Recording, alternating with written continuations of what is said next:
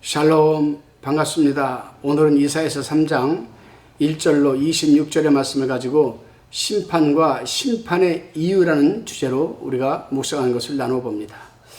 2장에 이어 3장은 시온이 수치스러운 현재의 모습과 그로 인한 심판 선언에 관한 기록의 연장이라고 할 수 있겠죠. 한층 더 구체화적으로 심판의 이유에 대해서 중점적으로 지금 이사야 선지자는 말하고 있습니다. 본문 1절로 3절을 보게 되면은 이사야 선지자는 유다 백성이 의지하고 있던 다양한 종류의 모든 것들을 하나님 앞에서 남김없이 지금 지하실 것을 지금 선언하고 있죠. 유다 백성들이 의지하는 것들을 살펴보게 되면 양식, 물, 용사, 어떤 군사, 재판관, 선지자, 복술자, 장로, 50부장, 귀인, 모사, 공교한 장인, 능란한 요술자, 아니 믿는 자들 앞에서 하나님을 아버지라고 하고 또 어떤 신민 지금 정치를 지금 하고 있는 것 아니겠습니까? 하나님께서 아버지가 되시고 하나님께서 왕이 되시고 하나님께서 지금 이스라엘 백성들을 다스리고 계시는데, 물론 양식, 물, 용사, 군사, 재판관, 선지자 좋아요. 그런데 그들이 믿는 것 중에 복술자, 또 공교한 장인, 우상을 만드는 사람, 능란한 요술자, 이런 것들을 지금 그들이 의지하고 있다 이 말입니다. 하나님과 다시 말하면은 하나님도 믿고 우상도 믿고 무당도 믿고 점쟁이도 믿는다는 얘기죠. 여기서 우리가 양식과 물은 생명 유지를 위해 꼭 있어야 할 필수적인 것이므로 맨 처음에 언급되었죠. 생명을 위한 양식을 끊는다는 것은 곧 죽음을 의미할 뿐 아니라 양식 결핍으로 인한 온갖 끔찍한 다른 상황들이 야기될 수도 있는 그런 부분입니다. 우리는 여기서 주목해서 읽어야 할 두 부분이 있습니다. 그게 뭐냐면, 먼저는 1절에 모든 양식과 모든 물과 등과 같이 모든이란 형용사가 붙어 있다는 점입니다. 이것은 하나님께서 철저하게 심판을 하시겠다는 의지를 표명하신 것 아니겠습니까? 너희들이 먹는 양식, 쌀이 중요한 게 아니다. 모든 양식이라고 지금 하나님은 말하고 있습니다. 또 모든 물, 다음 2절 3절에서는 나열하고 있는 유다 백성들이 의지하고 있는 것들 중에서 용사, 전사, 이런 군사력, 재판관, 장로, 50부장, 귀인, 모사, 장인 등의 지도자 등을 지금 제거하라는 겁니다. 없이 하라는 겁니다. 백성들이 여러분 무정부적인 혼란 상태에 빠지게 될 것을 지금 말씀하는 것이죠. 앞으로 내가 심판을 하게 되면 너희에게는 용사도 없고 전사도 없고 군사도 없고 재판관도 없고 장로도 없고 50부장, 귀인, 모사, 장인, 지도자 하나도 없을 것이다. 혼란에 빠지는 거죠. 혼란에. 그렇습니다. 선지자를 통해서 하나님의 이러한 심판을 들은 유다의 모든 지도층과 백성들은 모두 다 충격과 깊은 절망감에 아마 빠졌을지도 모릅니다. 이러한 상태에서 유다의 지도층과 백성들이 선제적으로 해야 될 것이 무엇일까? 바로 여러분 10절과 11절에서 제시하고 있는 회개입니다. 물론 이사야 선지자가 이렇게 구체적으로 심판을 예고하고 있는 것도 참된 회개를 유도하기 위한 것이 아니겠습니까? 강력하게 충격적인 여러분 심판적인 말을 지금 하는 것도 회개를 시키기 위해서 그런 것 아니겠습니까? 그 어떠한 상황에서도 심판을 면하고 살 길은 오직 회개입니다. 회개가 뭡니까 여러분? 구약성경에서 에레미야의 처음 회개란 말이 나오는데 슈브라는 단어입니다. 슈브, 돌이키다. 신약에서는 메타노이아라고 마태복음 4장 1절에서 말하고 있습니다.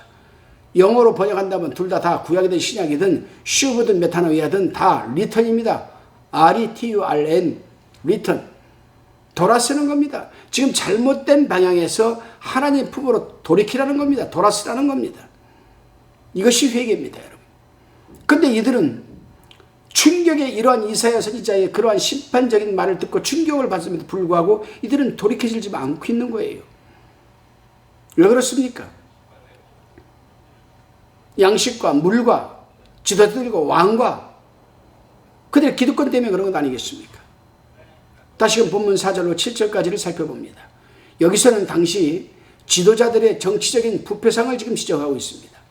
유력하고 올바른 지도자는 한 명도 찾아볼 수 없고 어린이와 불의한 자들이 집권하게 됨으로써 지도력을 제대로 발휘하지 못하니 민족 간에 서로 해치는 일이 생기고 노소와 좀비 구별이 없으므로 무질서한 무정부 상태에 빠지게 되어서 사회가 혼란스러워지게 된 것 아니겠습니까? 그렇습니다, 여러분. 저는 이사야서 이 3장을 읽고 묵상하면서 어쩌면 지금 우리나라가 비슷한 처지에 있다는 생각을 해보았습니다. 대한민국은 지금 국민들을 생각하는 올바른 정치인들은 단 한 명도 찾아볼 수가 없습니다. 자격 미달입니다, 여러분. 자격 미달. 어떤 국회의원들은, 정치인들은 중학생들이 갖고 있는 도덕과 윤리만도 못합니다, 여러분. 입만 벌어지면 거짓말이고 실수, 상대편을 모함하고 거짓 프레임을 만들고 그래요, 여러분. 모두가 무능하고 어린애 같은 생각으로 정치인들이 정치를 하고 있으니 지금 이 사회가 혼란스럽고 국민들이 현재의 정권을 신뢰하지 못하고 모르겠습니다. 지금의 이 대통령도 지금까지는 잘하고 있는 것 같지만 언제 어떻게 또 부패가 될지 모르죠. 지금 여러분 각자가 자기의 소견대로 행동하고 살아가고 있습니다. 정치인들을 믿을 수가 없다는 겁니다. 저도 우리 인천의 지역구 국회의원들 한 명도 믿지를 못합니다. 지도자 한 명을 잘못 선택해서 이 지경까지 왔는데 5년 동안 이 나라가 얼마나 여러분 망가졌습니까? 질서가 무너지고 사회가 혼란스럽고 경제는 바닥이 나고 이 나라의 앞날을 생각할 때 참 가슴이 아프기만 합니다. 저는 개인적으로 그렇게 생각합니다. 앞으로의 미래의 비전을 제시하는 것보다 지금 여러분 이 나라가 무너지고 질서가 없고 혼란스러운 부분을 수습하는 게 이 정권의 여러분 몫이라고 저는 생각을 하게 됩니다. 그렇다면 이제라도 우리 믿는 자들이 해야 할 일은 무엇일까? 무지하고 우둔하고 분별력이 없어 이 듣는 귀가 어두웠던 우리가 하나님 앞에 회개하는 것뿐입니다. 그리고 이제는 한 명 한 명 잘 분별해서 잘 우리는 세워야 하지 않겠습니까? 다시금 본문 8절로 15절까지의 말씀을 살펴봅니다. 여기서는 백성의 장로들과 방백, 즉 지도자들이 무력과 죄를 책망하고 있습니다. 이 당시의 왕은 나이가 어리고 힘이 없어서 태우나 여자 관리들이 여러분 실권을 장악하고 왕은 허수아비였었습니다. 그들이 포도원을 삼켰다는 말은 그들이 유다국 망하게 했다는 말, 그런 의미이기도 합니다. 포도원은 유다국을 비유한 말이기 때문에 그렇습니다, 여러분. 지금 우리나라도 그렇습니다. 무능한 대통령은 소신도 없고 능력도 없이 대통령이 되어서 이 나라를 5년 동안 다스려 왔습니다. 무능한 대통령이 이러다 보니 내각들도 하나같이 무능하고 소신도 없는 정치를 통해서 이 나라가 어려운 지경에까지 만들어 놓고 말았습니다. 형편없는 여러분 여자 정치인이 핵심 자리에 앉아서 대통령의 눈과 귀를 가리고 주먹구구의 정치를 하다 보니 오늘의 상황에 이른 것 아니겠습니까? 여러분 이 나라를 위해서 기도 많이 해야 됩니다. 우리 자유주의 대한민국, 하나님께서 이 나라를 얼마나 사랑해 주셨습니까, 여러분? 불과 짧은 그 100여 년 만에 세계 최고의 선지자들을, 최대 선지자들을 배출시키고 제3국가로 우뚝 서지 않았겠습니까?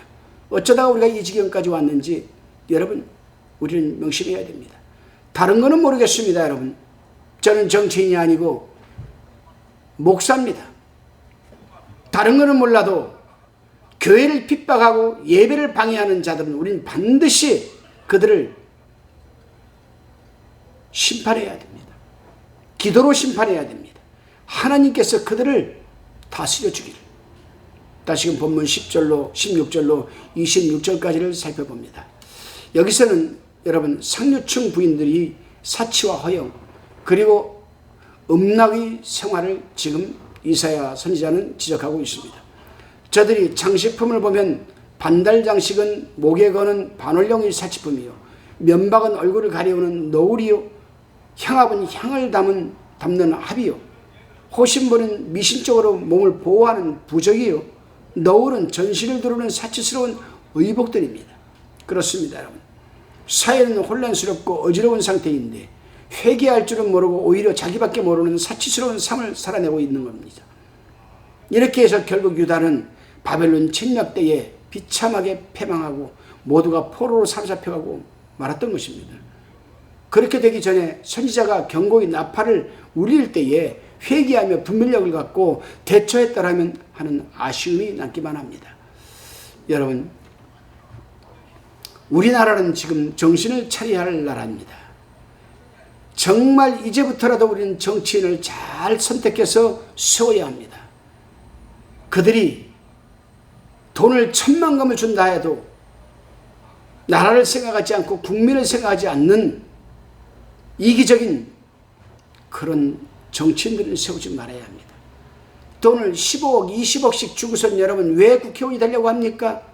결국에는 그 돈보다도 10배, 20배, 30배 돈을 여러분 국민들의 세금을 도둑질해 가려고 여러분 그러고 다니겠습니까? 우리 피땀 흘려서 지금 세금 내고 있습니다, 여러분. 먹지 못하고 세금 내고 있습니다. 우리 정치인들 잘 뽑았어. 정말 믿는 대통령이 세워지기를 바랍니다. 기도하시겠습니다. 주님, 지금 이 나라가 그렇습니다. 이렇게 된 배경에는 우리 민족들이 또 국민들이 분별력 없는 행동과 선택이었음을 고백하며 회개합니다. 주님, 이 나라를 다시 한번 긍휼히 여겨 고쳐주시고 사용하여 주옵소서. 이제부터라도 분별력을 갖고 자기 배밖에 모르는 형편없는 정치인들을 배격하게 도와주시고 정말 하나님을 경외하며 이 나라와 백성들을 위해 헌신할 수 있는 정치인들을 세울 수 있게 하여 주옵소서. 감사드리옵고 예수님의 이름으로 기도드리옵나이다.